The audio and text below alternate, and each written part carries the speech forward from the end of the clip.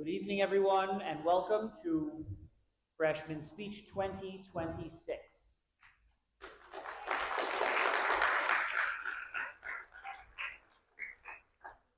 If you have not yet done so, I'd like to ask everyone to please silence your phones so that the proceedings can continue uninterrupted. At this time, I would like to welcome in our rising freshmen.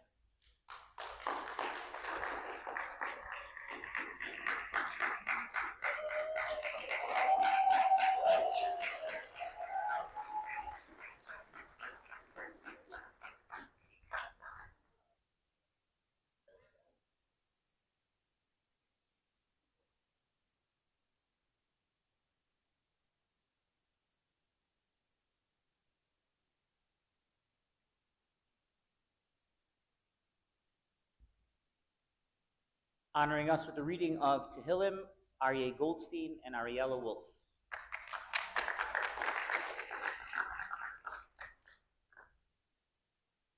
Shir Hamalos LeDavid, Hine Matov, Uma Naim Sheves, Achim Gam Yachad. Kashem Atov al Arosh, Yored al Zakan, Zakan Aron Sheyored al Fi Midosa. Kital Hermon Sheyored al Harbirai, Tzion Ki Shem, Tivadonai, Esabracha Chaim Ad Haolam. A song of ascents of David. Behold how good and how pleasant it is for brothers also to dwell together. As the good oil on the head runs down upon the beard of Aaron, which runs down on the mouth of his garments. As the dew of Hermon, which runs down on the mountains of Zion, for there the Lord commanded the blessings, life forever.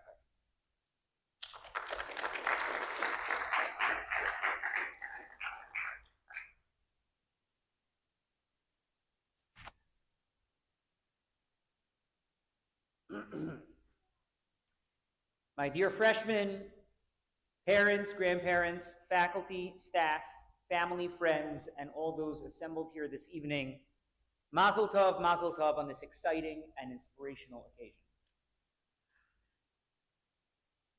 Many years ago, I heard a terrific Torah idea from Rabbi Yisachar Frand, which is very apropos to this evening's event. At the beginning of Parshas Truma, the Torah lists a full 15 items which were donated to the building of the Mishkan, our nation's first venue built to host Hashem's presence in our midst. The order of this list is notably not arbitrary, but rather it follows a specific format. The items are listed in descending order of value, beginning with gold, moving to silver, then copper, and so on. However, points out Rabbi Chaim ben Moshe ibn Attar, of early 18th century Morocco and later of Eretz Yisrael, known by the name of his famed work on the Chumash, the Or HaChaim, there is one notable exception. The very last two items on the list are the Avnei Shoham and the Avnei Miluim, extremely precious and valuable stones presented by none other than the Nesiim, the princes of each Israelite tribe, which were worth more than anything on the list, even the gold. Why then do they buck the Torah's established trend and appear last? As the most precious items, they should have been first. The Or HaChaim provides three answers to this question, but this evening, I would like to concentrate on his third and final answer. He quotes our sages of the Talmud in Yuma 75a, who state that the clouds of glory surrounding the Jewish encampment in the desert miraculously brought forth these precious stones, which were then presented to the Mishkan by the aforementioned Nesiim,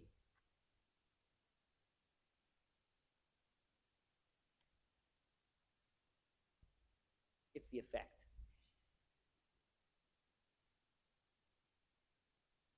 And explains that Hashem therefore considered that particular gift to be far less precious or important than the gifts of the rest of the Jewish people, who had to give what was their own, to sacrifice in order to do their share in building the Mishkan.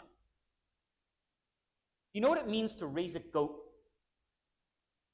To toil daily, to care for it, to feed it, then to shave it of its hair and provide that hair for the Mishkan, while certainly less fiscally valuable than the rare and precious Avnei Shoam and Avnei Miluim stones, was nonetheless far more important in the eyes of Hashem than the gift of the Nesiim, which caused them no pain or suffering to give, and for which they did not work. The stones are therefore placed last on the list, indicating that because no difficulty was involved in giving them, they were the donation which was least precious to Hashem. My dear freshmen, there is a profound life lesson laden within the words of the Or HaChaim. High school is hard. Courses are rigorous and assignments challenging. At times, it can feel overwhelming. And to be honest, high school is but a microcosm of what awaits you when you walk off this stage in just 4 short years from now and into the big world out there. The hustle and bustle of adult life, with its myriad decisions to be made at a moment's notice, often on little sleep and under significant pressure, has a way of making high school seem like some kind of paradise for which we adults wax nostalgic. But do not ever despair. When you experience challenges in the years to come, that anxious feeling is there to tell you something. That the work is precious in the eyes of Hashem. It is what feels easy that matters little to him. He is far more interested in how you respond when you are pushed, sometimes to the limit. So my bracha to you is that you never shy away from the hard stuff. You lean into it. Because when you tackle something that forces you to really push, to find a new gear that you never even knew you had, and you emerge victorious, having chosen the path of Torah and Midot, I assure you that they take notice in heaven. You will have made Hashem proud, and that's what it's all about. Mazel tov.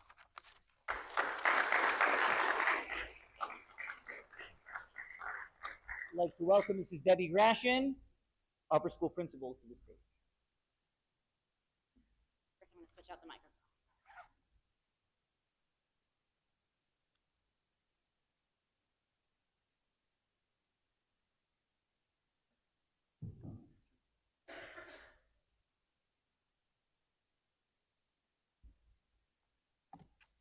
Thank you all for being here for the freshman speech of the high school class of 2030. It's really been such a pleasure to get to know this class during their time here in junior high.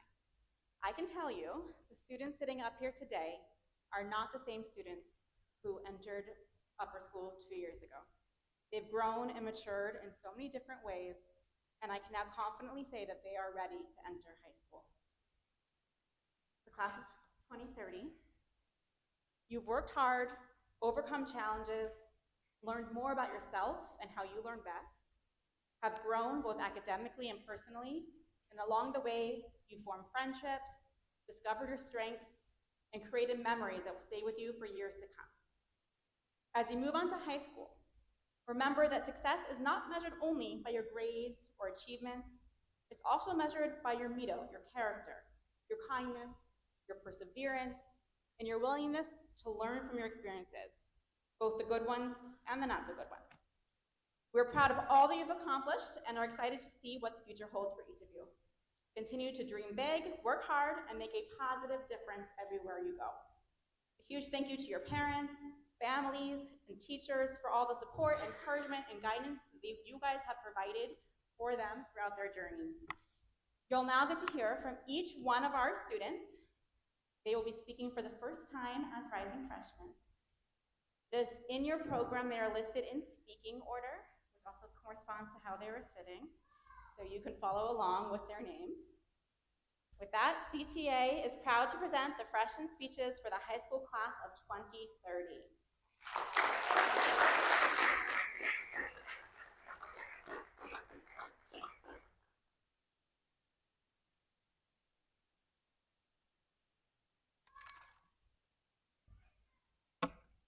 Growing up, I loved to read about fantastic settings that inspired my imagination, incredible tales of heroism and bravery, and characters overcoming insurmountable odds. And then I walked in to Mrs. Newman's Jewish history class.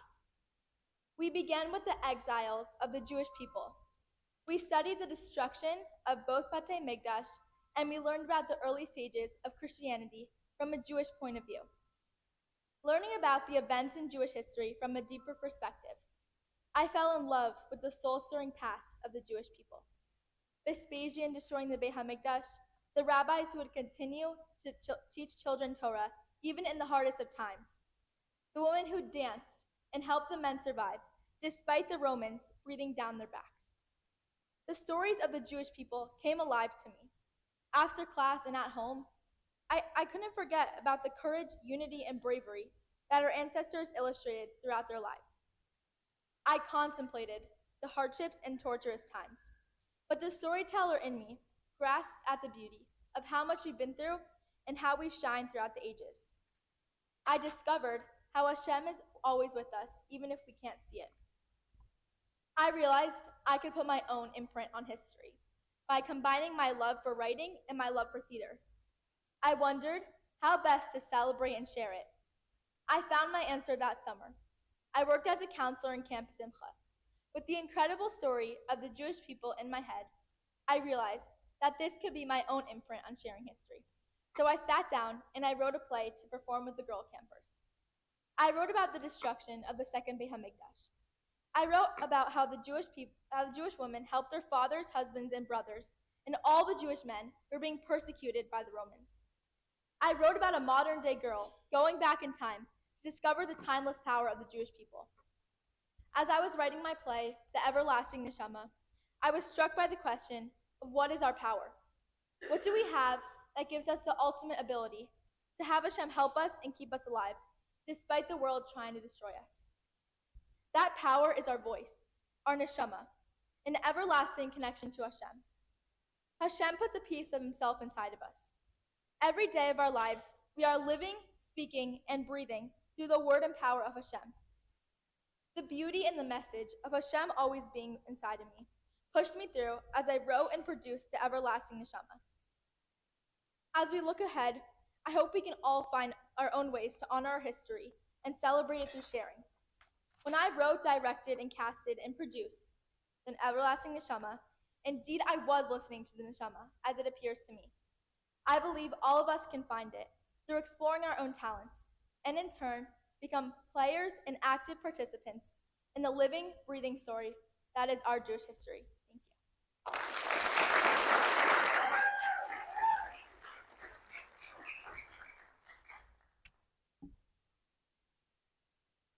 At 9 years old, I was pretty sure I had reached the peak of human wisdom.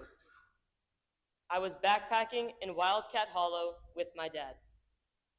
And having successfully started a fire, set up a hammock, and pitched a tent, I felt like a total survival expert.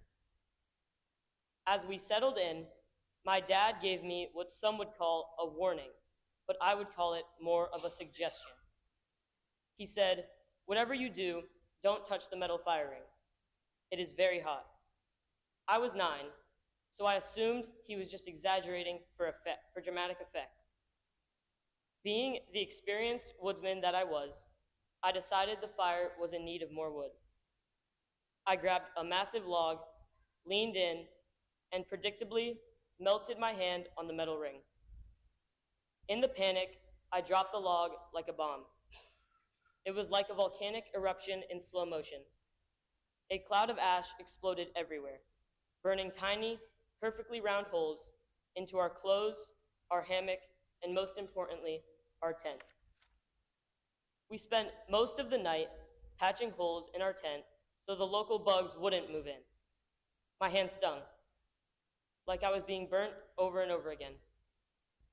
Looking back, I realized something I had never thought of before. Maybe my dad hadn't been trying to ruin my fun.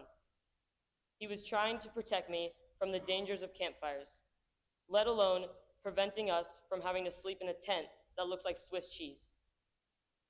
I learned that day that having the tools is one thing, but listening to the people that know and have experienced a bit more than you is another.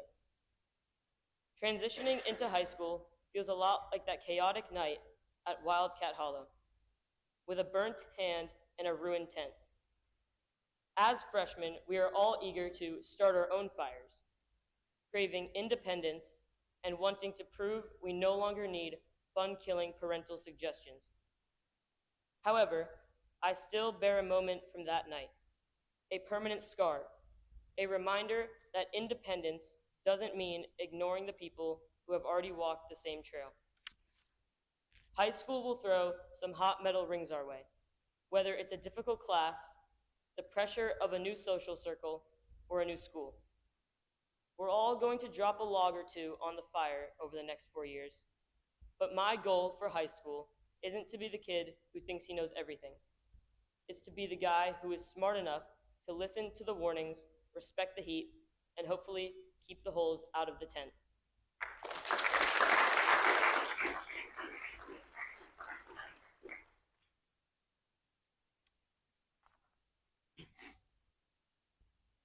When I was 7, my mom and dad took the Goldsteins for an excursion to Mad River Mountain to go skiing and snow tubing. I was amazed by the mountains, the snow, and the excitement of the hill. All I wanted was to slide. My family made it to the top of the mountain. The next thing I knew, I was speeding down the hill on my tube. At the end of my run, I stood up and obliviously began dragging my sled. The next thing I knew, boom, I was flying, flipped over by my mom, who'd come barreling down the hill after me. I had not followed the instructions to leave my sled behind. I was embarrassed. Everyone else had listened carefully, while I was too distracted by the excitement of the hill. At the time, I thought the rules were not important, because I had experience.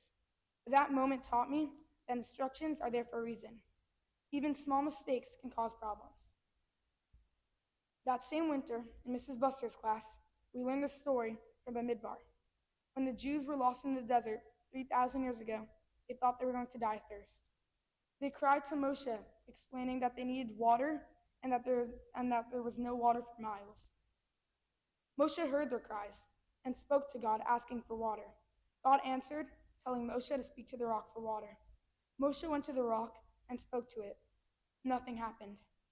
Out of frustration, he hit the rock with his staff, and a little water came out. He hit it again, and a whole waterfall came rushing out. As a result, God punished Moshe by not letting him enter Israel.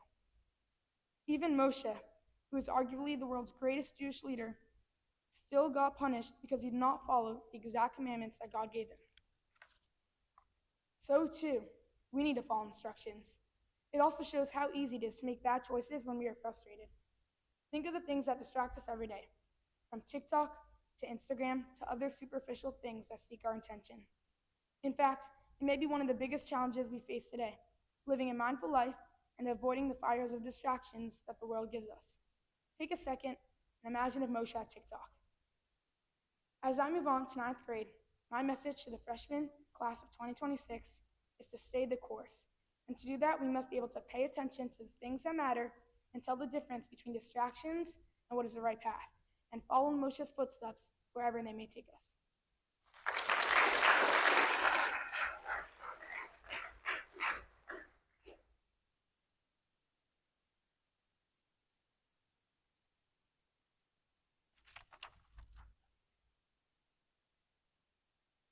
At 5 years old, I first toured Columbus Shore Academy. Mr. Tsagi guided me through the old gym. I remember seeing, in the corner of my eye, a red-haired boy wearing a strange small cap on his head. I stood there, confused by the cap and the white strings hanging out of his shirt. As my 5-year-old self stared at him, probably a little bit more intensely than I should have, he looked up at me and said, "Hi, do you want to kick a ball together?" Without thinking, I said yes. And with that one simple decision, I had made my best friend, Nasi. When my mom picked me up that afternoon, the deal was sealed. My new school would be CTA.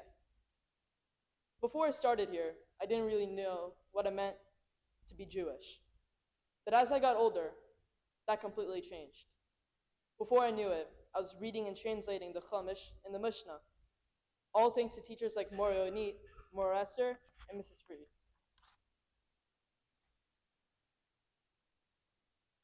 I was 10 when I started the 5th grade. My mom received an email from a rabbi asking if I would join an after-school program where we would learn Mishnah. Since I didn't have anything else going on, I figured, why not? I said yes again, just like I had to Nasi. There's a concept in the Torah that explains these moments. When we stood at Har Sinai to receive the Torah, they announced, Nasa v'nishma. We will do, and then we will understand. They didn't demand to see Hashem's plan and what he would do after. They said yes, trusting Hashem and not knowing what would happen to them next. This is what exactly happened to me at CTA. Every time I said yes, before knowing what the outcome would be, I opened a new door, like saying yes to Nasi and learning Mishnah with Rabbi Rifkin. Looking back, my entire journey at CTA has been defined by Nasla V'nishma. My biggest hope for a freshman year is just to keep saying yes.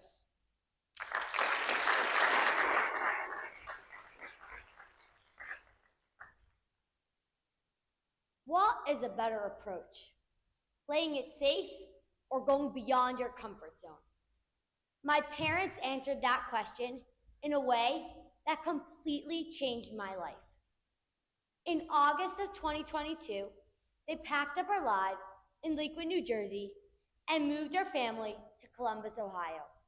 To me, it felt like I was a turtle leaving my shell on the shore and going off to swim in the vast ocean.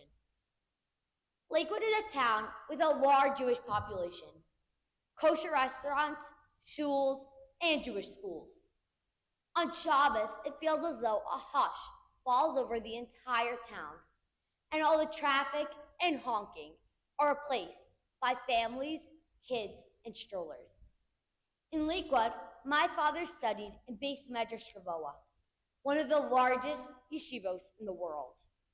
My mother worked as a speech therapist, and I attended Benos Yaakov, a girls' elementary school with over 1,000 students. In Lakewood, life was comfortable and familiar.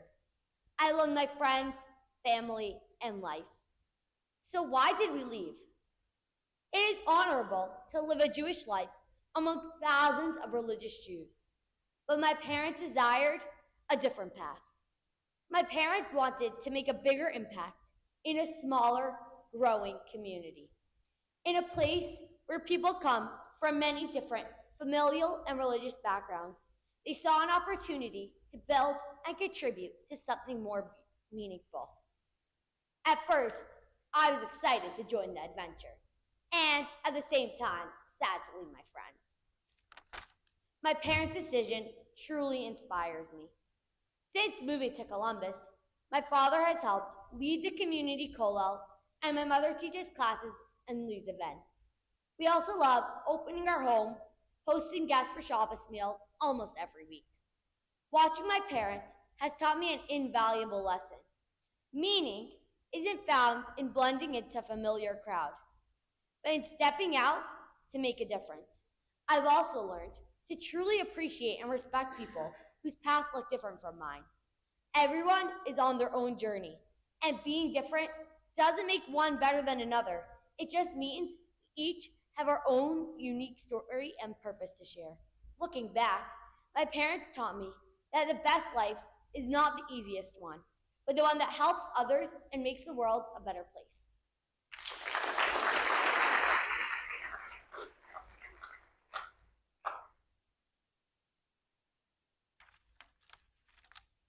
When I was younger, I loved reading Harry Potter. I loved the idea that one day your whole life could change and suddenly everything would feel adventurous and magical. I thought middle school was going to be like Hogwarts.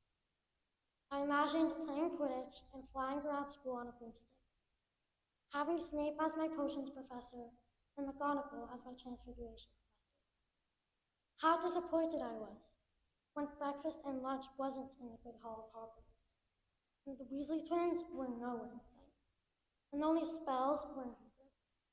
But I can talk. Without the help of magic, I managed to learn algebra, to understand the parts of speech, and maybe a few halachos along the way. On a few of those occasions, I felt so smart, like the time I aced my social studies test, having straight A's in Chumash class almost all year. I never thought it was possible. When you think about it, the reason J.K. Rowling's stories are so good isn't that everything goes perfectly. It's that it doesn't. Maybe I did when so maybe I came across some unexpected monsters, like bad grades, pop quizzes, and drama. But with the help of my friends, we persevered. Maybe I did enter a version of Hogwarts, maybe even a stranger one. In fact, some of my teachers were even scarier than Death Eaters. And after we as a class somehow got through Washington, D.C., and after we had went through Shakespeare, you could say it was magic after all. When I was younger, I thought magic meant having a wand that could solve all of your problems. But I think I've learned that the real magic is discovering that you're capable of more than you thought. It's the moment a difficult subject finally makes sense, the friendships that help you through the hard days, and the confidence that comes from doing things you once believed were impossible. While I don't have illusions about the next book of CTA, I know there isn't any magic spell that will make the heart worth disappear. But I also know that whatever challenges come next, we'll face them the same way we always have, together. And if there's one thing middle school has taught me, it's that ordinary people can accomplish extraordinary things without magic at all. But I'm still holding out for that broomstick.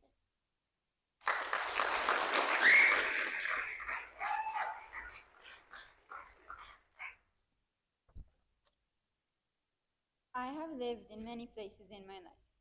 By the time I was in second grade, I had already lived in three different cities. My whole life, my parents were never afraid to try new things, things that not everyone would be willing to do. In second grade, I moved from Israel to Atlanta, Georgia, thanks to my parents wanting to travel and teach at Shlichim.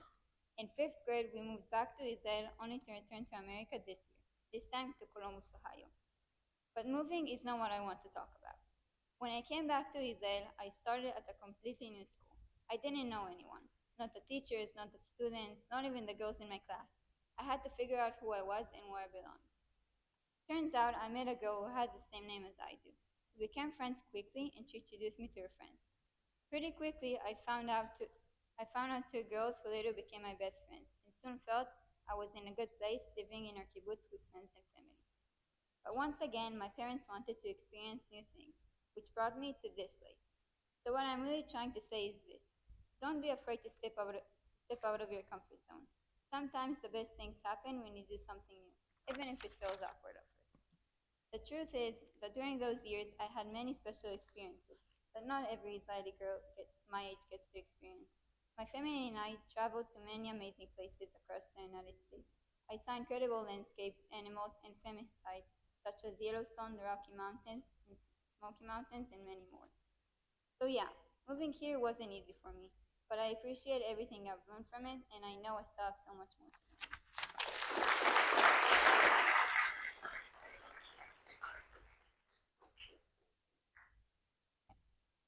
Back in 1948, the nation of Israel was born.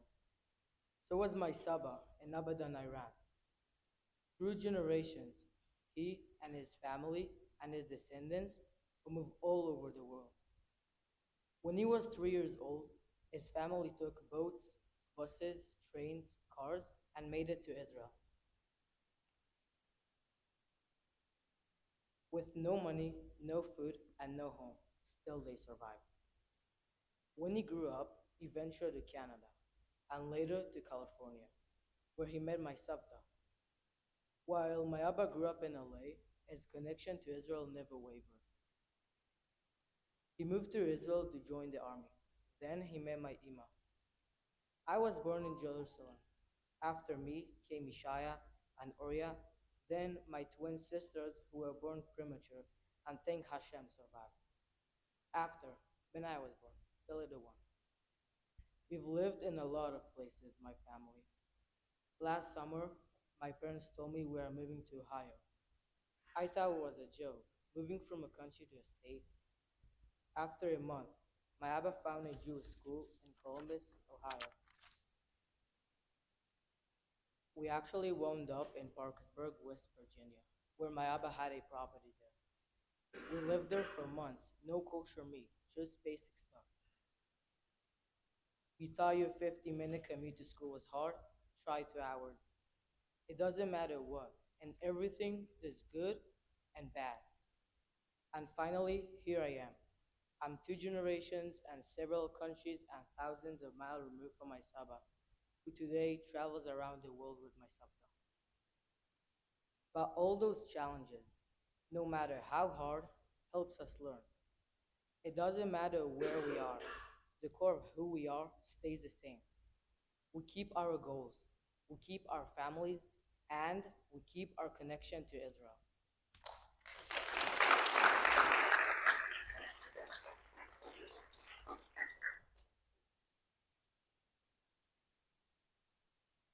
In the spring of sixth grade, news was that the baseball season was beginning. I didn't know the first thing about the sport. Therefore, since I didn't know a glove from a sitter, I decided to give it a shot. With no prior experience, I played as you would assume. Horrible. I played left field, and trying to catch an actual fly ball was a disaster. At the plate, I wasn't any better. I didn't make any contact for the whole season. And yet, looking back, it was a great season. First of all, I realized that baseball is a mysterious sport. It's patterns, it's uncertainty. You could hit a ball harder than anyone, but it might be an out, then get fooled on a curveball, miss hit, yet get lucky and end up on first. But one thing is for sure, going up to bat is an experience like no other. You walk up alone, two others with scary masks waiting your arrival. People are shouting, men on base. The pressure is enormous. The pitcher is staring at you through his glove, and you have absolutely no idea what pitch you're going to get. It could look like it's going to be a ball, and then slip into the strike zone at the last moment. When you're playing on the field, you can't rely on luck. You have to rely on your ability to be focused on the plate and the skill you have built through countless practices. But most importantly, my coaches and teammates believed in me every single day. This led me to keep going and striving to be 1% better every single day. Practice and game. In seventh grade, I kept up my no-hit streak, but improved in my fielding and was more confident in myself because of the supportive environment I was in. I focused on getting better and better, working with my coaches and teammates. Coach Buren, who pushed me into becoming the player I am today. All this practice led me to the present. Eighth grade, I'm one of the strongest hitters on the team and even got a chance to play in CBI this year. Through these seasons, there have been countless reasons for my rapid growth, but the number one thing that helped me improve, and I believe is the number one tool for success, is the environment you surround yourself with. I believe the key reason that I improved into a great player was because of the environment I was surrounded with and the loving coaches and teammates that supported me. As a community and school, we thrive when we support and encourage others, when our peers step up to bat, in whatever sport or activity they play. We need to encourage and support them, and surround them with positivity.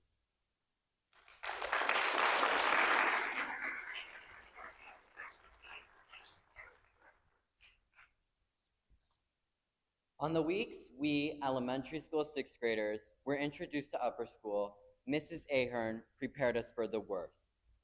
Going to middle school is a huge transition, she said, and one of the hardest things you will ever do. I was nervous, but Ariella thought of going into middle school as another normal day. Ari flipped open his Chromebook and didn't think twice about it. If someone told me that I would be standing here preparing for high school, I would not have believed them. I worried about harder classes, strict dress codes, losing or changing friend groups, and how the classes and teachers were described as so unknown. Middle school was not always easy. Stressful days where I would have a quiz or test in every period, awkward moments and unnecessary dramas, having to control and take initiative about your grades even if you were failing every class. But another thing Miss Ahern prepared us for was that all those things can help you grow into a new and better person. They teach you to not be so dependent on someone else and to be dependent on yourself.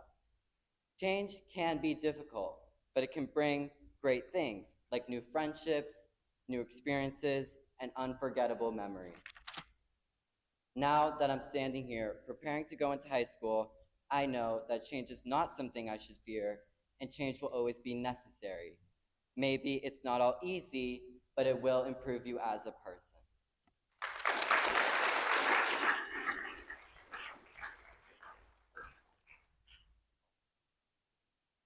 Over the years, I've learned that some of life's biggest lessons come from the smallest things.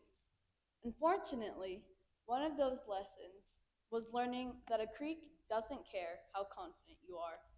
During summer vacation, on our way home from a trip to the Smoky Mountains, we stopped at a creek. My dad, my sister Sherelle, and I decided to cross it. I led the way, feeling confident, but halfway across, I looked back and saw them slip into the water.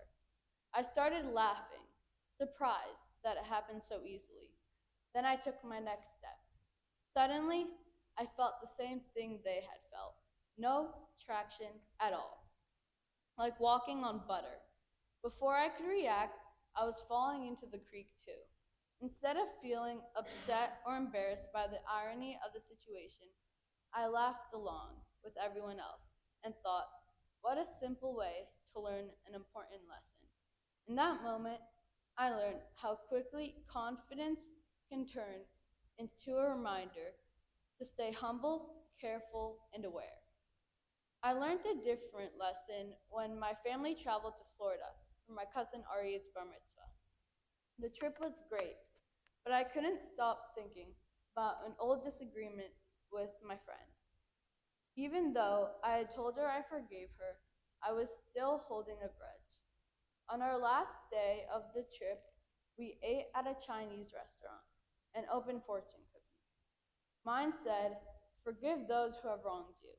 Out of all the fortune cookies I could have gotten, I got that one. At first, I laughed it off, but then I realized it was a reminder that not everything from the past is worth carrying into the future. Looking back, some of the most important lessons I've learned didn't come from life-changing didn't come from classrooms, speeches, or major milestones. They came from a fortune cookie, a slippery creek, and the small moments I almost overlooked. Those experiences taught me that wisdom doesn't always arrive through life-changing events. Sometimes it appears quietly, hidden in ordinary moments, waiting for us to notice it. And that's how I've learned that sometimes the smallest things teach the biggest lessons.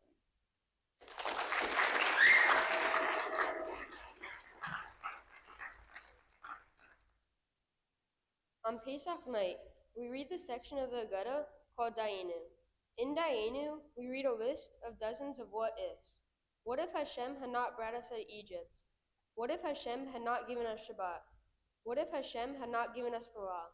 In all cases, the answer is, it would have been sufficient. This past Pesach, I found myself asking my own set of what ifs. You see, my family and I, on the way to our Seder with my relatives in Cleveland, experienced a miracle. We, that is my mom, dad, my brother Josh, grandfather, and I, were about to make the 2.5-hour drive to my Uncle Michael's. At the last minute, we realized we couldn't all drive up together. I was a bit sad that we had to separate, but in the end, we decided to take 2 cars.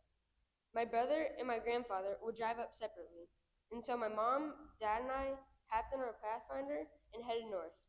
We had almost arrived when the clouds formed above us, and the rain began, a slow downpour. It was almost noon. We were driving straight on 71 North in the left-hand lane when the unthinkable happened. The car started hydroplaning. The wheels, as though on ice, were out of our control. And in a moment, our Pathfinder had a mind of its own, and we were just along for the ride.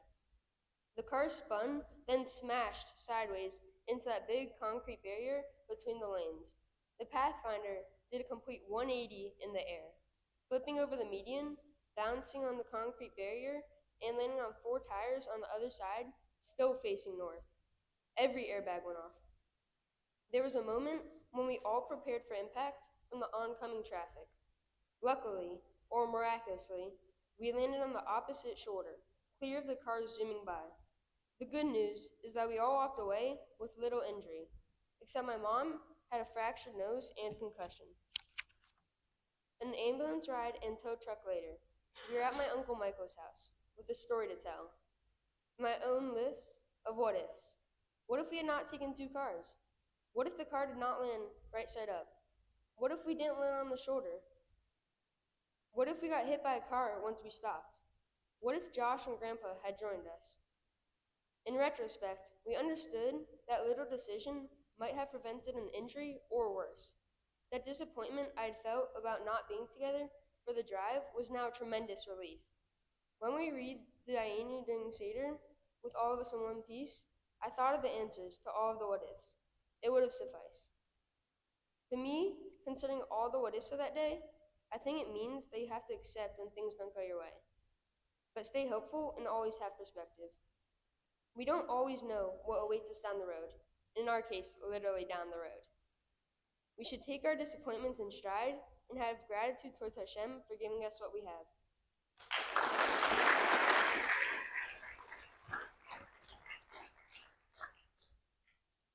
You may be surprised to hear what I'm about to admit. I talk a lot. It's true. For those who don't know me, just ask my friends, ask my parents, and yes, ask my teachers. But this may also surprise you. There was a time when I didn't talk. Hard to imagine, I know. But when I was 5, my Uncle Ron terrified me into silence. He was tall with sideburns, thick glasses, and had a beard. To me, he was the epitome of scary. No matter what anyone said, I would not say a word to him. No hello, no goodbye, nothing. Once, he offered me $200 just to say one word. But as a stubborn 5-year-old, I refused. Yet as I grew up, my voice, this voice, the voice that everyone knows and loves, formed almost without me realizing it. In the summer going into 6th grade, quiet, stubborn Nava headed off to Camp Mayon Midwest, Nowheresville, Michigan. Something happened. I'm Eliana, my bunkmate said. Then came more friends. Adina, Ariella, and some I had known from Pittsburgh since I was little. In those friendships, I found that I could be comfortable and confident. I used my voice to connect, learn about others, and learn from my mistakes. I think that was the summer I found my voice. My mom likes to say, you are who you hang around. It's true. Just like in the story of Korah, which is about who you hang around, instead of focusing on the Shvatim that got negatively influenced, I would like to focus on the Shvatim that slept near Moshe and Aaron's tent and got positively influenced. Just like my mom said, I found that the girls I met at camp were a positive influence. Ever since I realized that, I continue to grow those relationships simply because they make me a better person. I am the Nava that is talking to you today because of those relationships that started with a hello. You can probably guess that I've overcome my terror of Uncle Ron. I talk to him now. Finding your voice is hard. You have to choose what you believe in. Sometimes that's based on your family's beliefs, and sometimes that's based on your own beliefs. Neither is wrong. As we grow older and find our voice, it's important to find our voice and no one else's. Find the people that help you be you. In discovering our voice, it's our job to learn the right way to use it. There are times where we will make mistakes, or in my case, using my voice too much. I used to not be myself. I used to not talk. But I grew up and found my people. And suddenly, I found myself and my voice. In closing, I know it's normal to do thank yous, but I would like to apologize. So to all of my teachers, my parents, and any adult I've either rolled my eyes at, talked back to, or interrupted, I'm sincerely sorry, but also thank you for helping me discover my voice.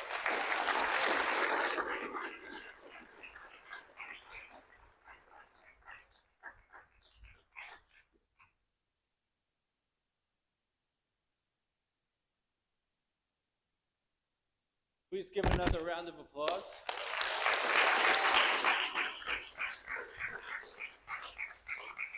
I don't know about everybody else in this room, but I'm so overwhelmed with emotions. The reflection is just so powerful and so real. It's hard to believe they've just only finished 8th grade. It's just remarkable. And it's my honor now to award the certificates of achievement. Dahlia Savage.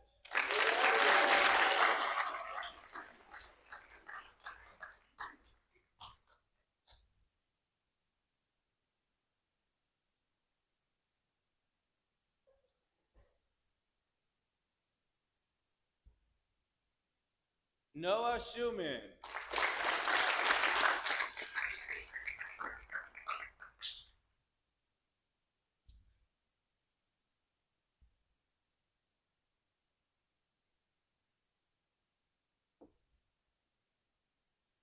Aryeh Goldstein.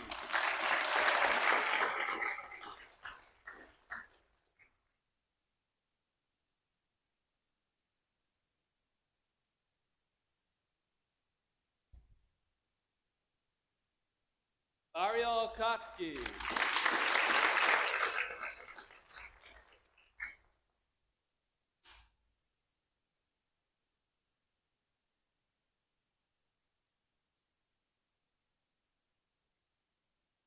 Mati Teichman.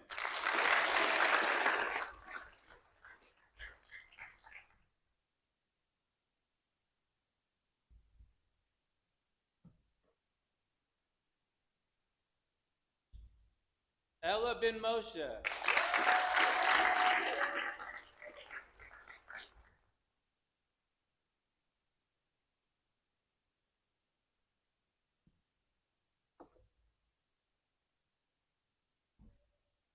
Achinom Kapach.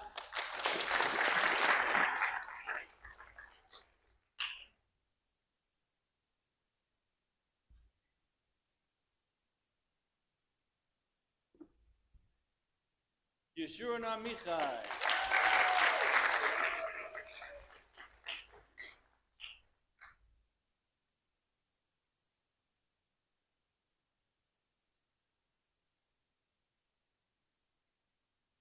Nani Steinberg.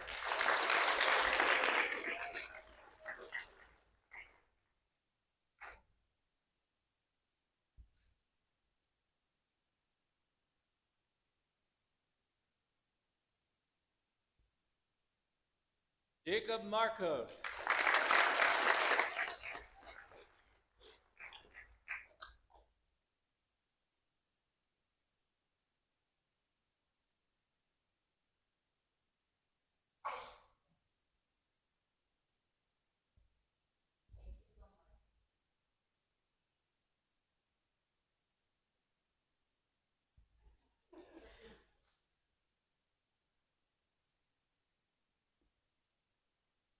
Ariella Wolf.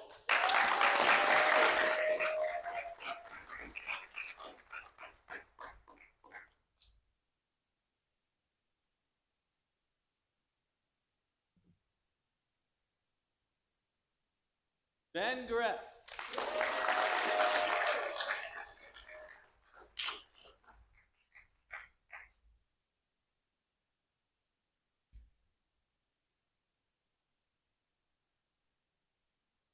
Nava Peltz.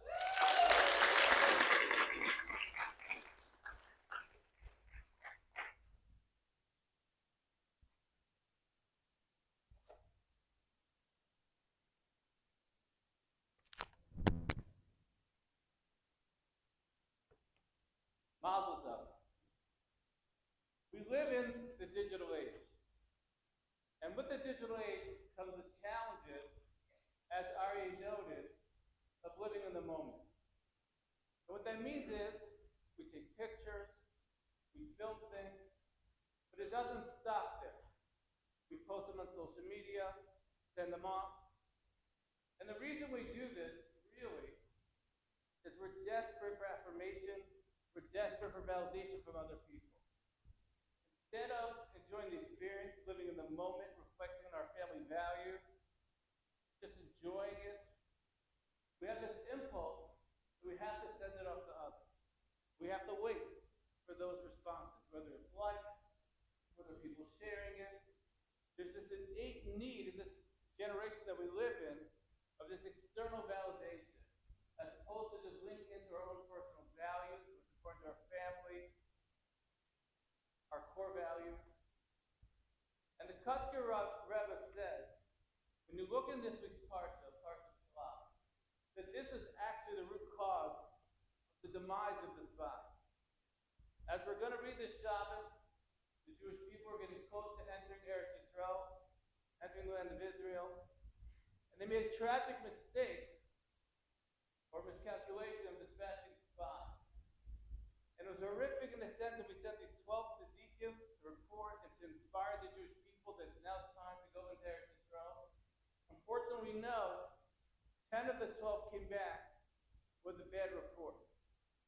The Kutzker Rebbe points out in describing the observation of Eretz Yisrael and what the spies looked like versus the giants in Eretz Yisrael, there's three words that allude to a critical mistake.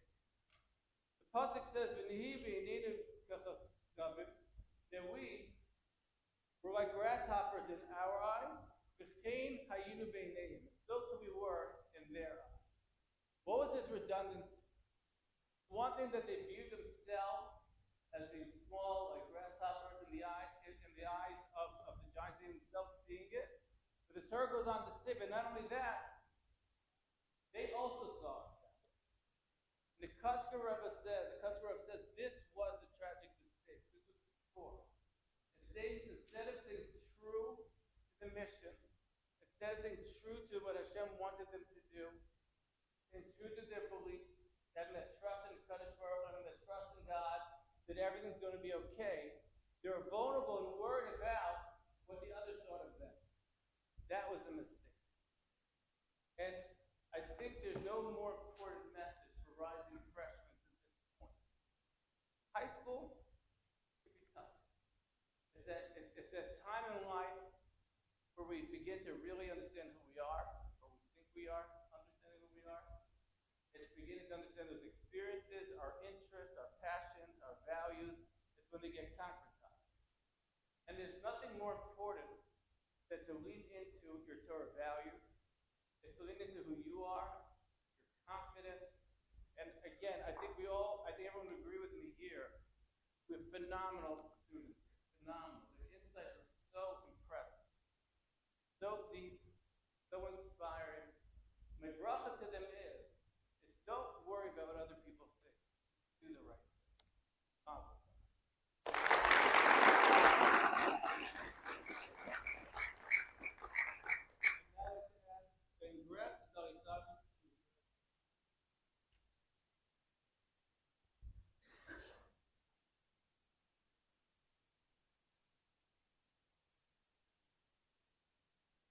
Hallelujah, hallelujah, el bekacho, hallelujah, b'keito, hallelujah, b'gurato, hallelujah, karov beto, hallelujah, b'teka shofar, hallelujah, b'nebel b'chinor, hallelujah, b'tov u'macho, hallelujah, b'nim duga, hallelujah, b'tisle shama, hallelujah, b'tisle shva, hallelujah, hallelujah, hallelujah.